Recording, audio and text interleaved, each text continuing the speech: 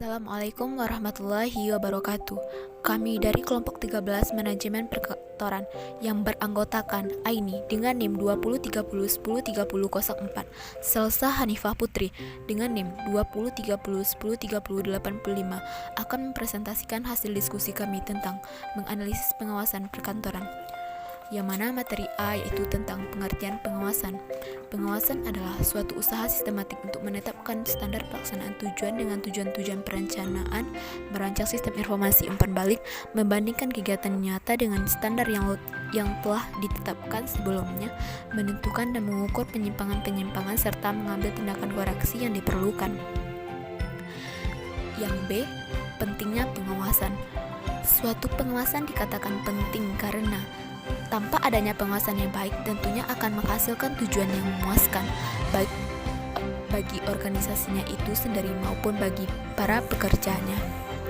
Ada beberapa alasan mengapa pengawasan itu penting.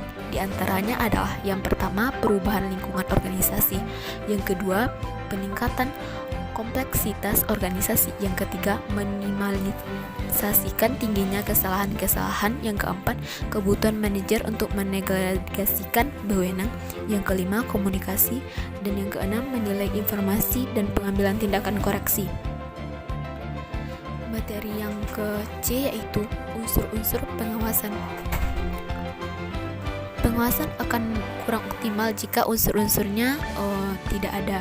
Adapun unsur-unsur pengawasan yaitu yang pertama, faktornya diawasi, yang kedua, identifikasi hasil yang diharapkan, yang ketiga, pengukuran kinerja, dan yang keempat, aplikasi tindakan pembenahan. D.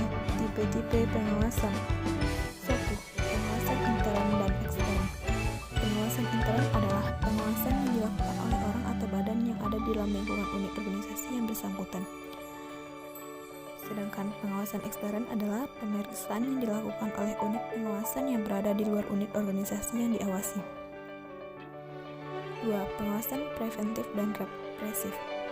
Pengawasan preventif adalah sebagai pengawasan yang dilakukan terhadap suatu kegiatan sebelum kegiatan dilaksanakan sehingga dapat mencegah terjadinya penyimpangan. Sedangkan pengawasan represif adalah pengawasan yang dilakukan terhadap suatu kegiatan setelah kegiatan itu dilakukan. Yang ketiga, pengawasan aktif dan pasif.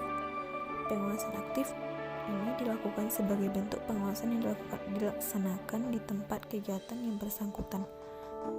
Pengawasan pasif yaitu pengawasan yang melalui penelitian dan pengujian terhadap surat-surat pertanggungjawaban yang disertai dengan bukti-bukti penerimaan pengeluaran. Yang E, proses pengawasan. Yang pertama, menetapkan standar pelaksanaan atau perencanaan.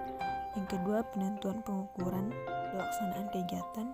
Yang ketiga, perbandingan pelaksanaan kegiatan dengan standar analisa penyimpangan-penyimpangan. Yang keempat, pengambilan tindakan koreksi. Yang F, pengawas. Pengawas atau biasa disebut dengan supervisor adalah jabatan yang bertugas menjadi pengawas dan pengarah utama yang menjadi dasar dalam pemilihan seseorang pengawas. Tujuannya untuk mempunyai kesempatan yang cukup guna mengamati kerja pegawai dalam periode waktu tertentu. Mungkin itulah hasil diskusi dari kelompok 13. Sekian, terima kasih. Assalamualaikum warahmatullahi wabarakatuh.